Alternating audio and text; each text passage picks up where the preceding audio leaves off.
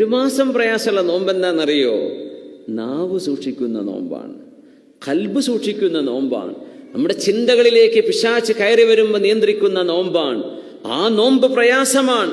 അല്ലാഹു തആല ഇഷ്ടപ്പെടുന്ന നോമ്പ് വെറും അന്നപാനീയങ്ങൾ മാത്രമല്ല. തങ്ങൾ എത്ര പറഞ്ഞു, എത്ര ആള് നോമ്പെടുക്കുന്നുണ്ടെന്നാ, പക്ഷേ അവർക്ക് ഒന്നുമില്ല. ആ ഒരു പട്ടിണി കിട്ടും, കുറച്ച് തടി കുറയും ചിലപ്പോ.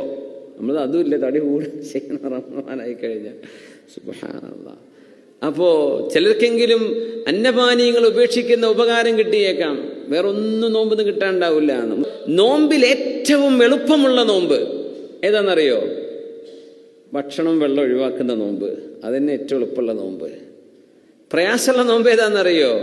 നമ്മുടെ നാവും നമ്മുടെ മൈൻഡും നമ്മുടെ കൽബും നിയന്ത്രിച്ചുകൊണ്ട് അന്നവും വെള്ളമൊക്കെ ഒഴിവാക്കുക.